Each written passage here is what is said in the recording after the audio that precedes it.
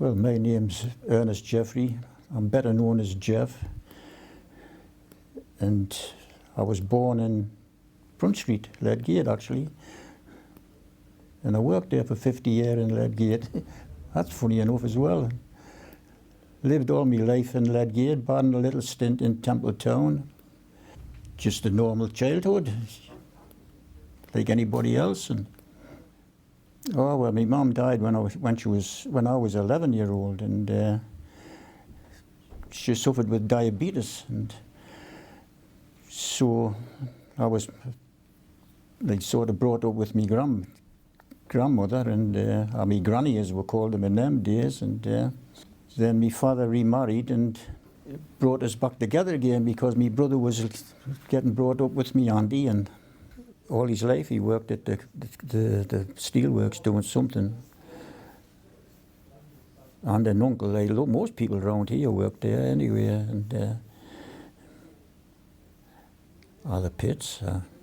They were just called blast furnacemen, you know, like they had the big wheel, like iron barrows, and with huge wheels and very heavy before they put the iron ore in to take up to the furnaces. How they lifted them, I don't know. That's maybe why they were heavily built, and they worked out in all weathers. You know, it was an open air job. Got a job at 14, shoe repair, an apprentice shoe repairer at Stanley. Started work at 14. You didn't get no holidays in them days. You just, as soon as it was your birthday, if you got a job, you just went to work. I can always remember having to start at 7:30 in the morning and having to go to Stanley. And I've always been a bad getter up. I always missed the bus. And you worked till you were 5:30. That was about, in 6 days a week.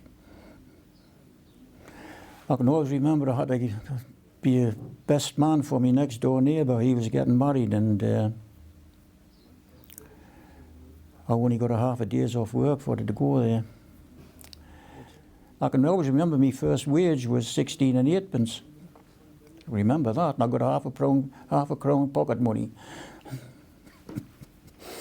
I thought I was quids in.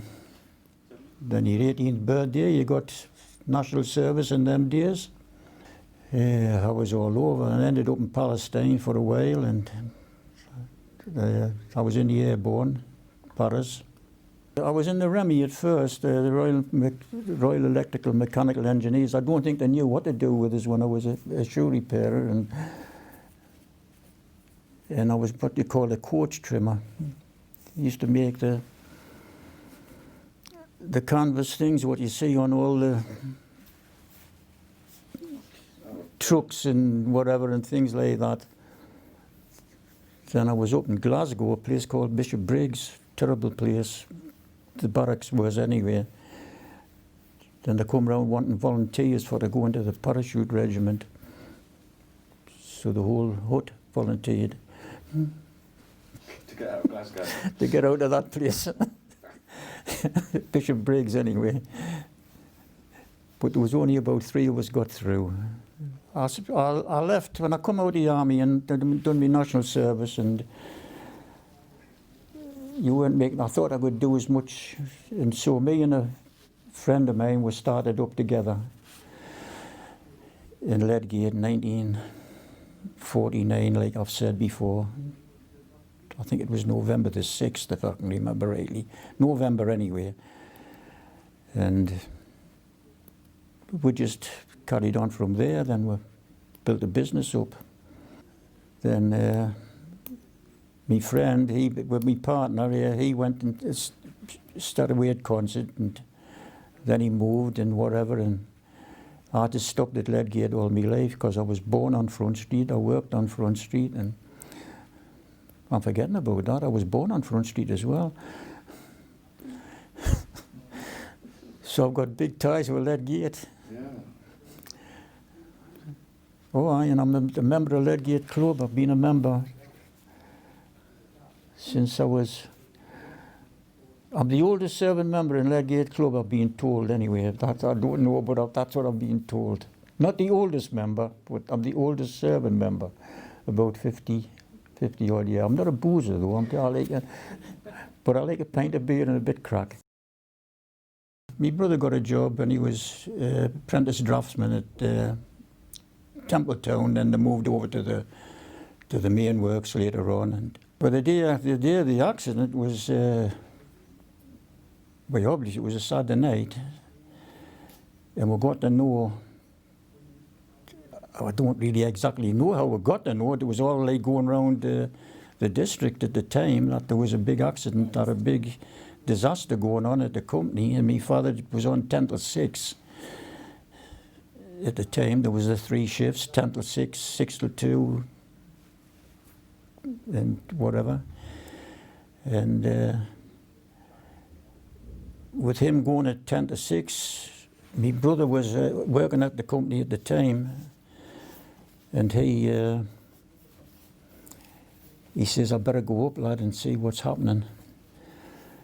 Well, I says, you know more about the company than what I do, because I'd never worked there, and so I don't know how he got there, whether he cycled up or what, but I stopped with my sister and me mother, my stepmother, and like sort of comforted her because she was crying. My sister was only 7-year-old at the time, and just waited till we got word, and my brother come home and told us, I don't think he knew that my dad had died at the time, but he met an uncle of mine up there, my Uncle Joe,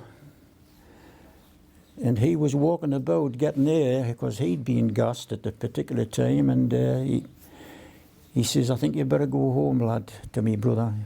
You know, the way they talked.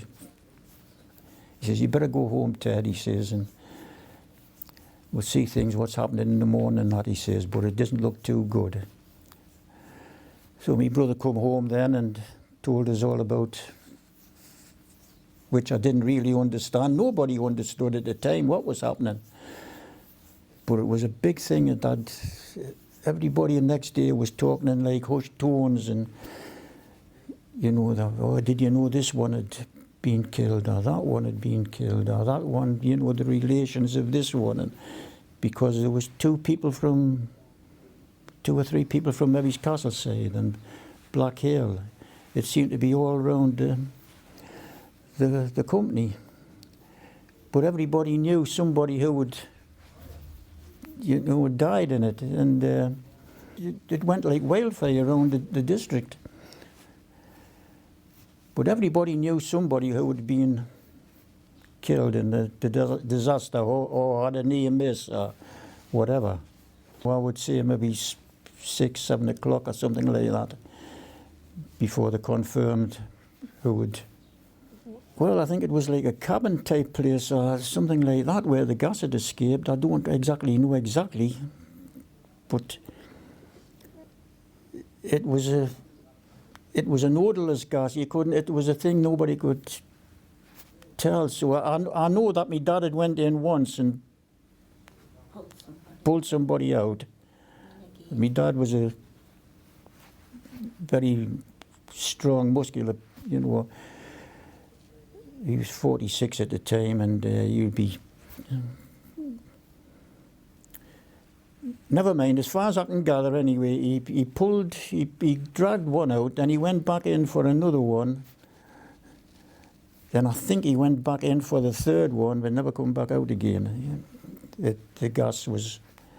Well, you didn't know it was there. I didn't know that he'd been that he could have gotten out if he hadn't gone back in again, and you just got to know that like on the grapevine later on and that, you know. But I always remember going to the mortuary. That was a thing which sticks in my mind forever, that like. It was a Shotley Bridge, and I had a distant relation, a relative went with us just to give us a bit of support, and I had to like identify my dad and things like that. But I can always remember the mortuary. It was, all the bodies was there, and they were like a tinge with green, like with the gas, I suppose it was. And but apart from the 11 men who had been killed and things like that, there was all the other bodies from the hospital. So you can imagine what it was like just walking into there and all the sheets. I'll never forget that as long as I live. You never got to know really what happened, but they must have given this certificate for something which come out later, which we didn't know about. This is a plaque from the Carnegie Foundation or whatever it was, and it's for a bravery award, which I'm quite proud of, and I'm pleased it's getting recognised. Somebody maybe it's done through the unions or something like that, you know, because the union men were, excuse me, the union men were pretty good at the time, you know, they were like sort of helping you and trying to get compensation, which didn't happen really, you know, you just, I was quite proud of them really, but it's sad as well at the time, but when I think back, like, he must have been a pretty brave, like, to do it. If that's the right word, I don't know, but if he was here now, he would probably not like that word, but you just help your fellow man, don't you? But when you think back at 11-year-old, when you lost your first mom, then apart from that, I lost my first child when she was 3 months old as well, you know, like, you know, so I'm quite used to losing people. But, you know, you don't talk about things like that. You just, that's life. I just love family life. I just,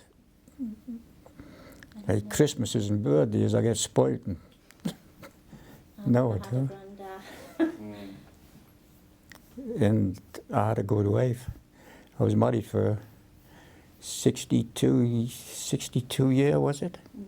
Yeah. I got 2 letters from the Queen. Yeah.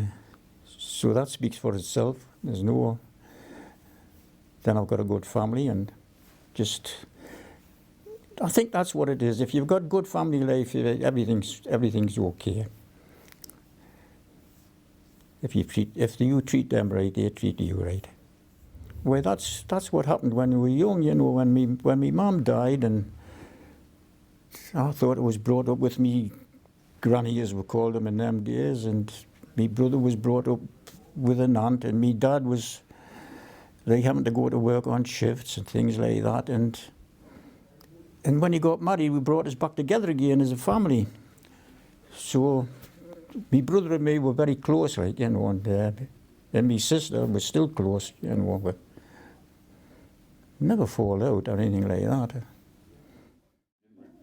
I didn't really retire. I just knew a friend in Concert who was starting up. I helped him to start up, actually. I helped him to pick the threads up because he lost his job at the company when the company closed, and he come to me and asked if he could pick the threads up, and I helped him. He was a competitor and all, but I helped him anyway. And never mind, when I retired, I just went up there just for the talk, and then you get involved, don't you? And I just love what I do. It's never mentioned when dates comes up and things like that, you know, you get mentioned about disasters at the pits and places like this, but it's very rarely that I've seen anything mentioned about the 11 men that was killed at Concert or died at Concert. And it's not right. Not to my mind, it's not right anyway. There should be some memory of some sort, you know. And I'm pleased this is happening.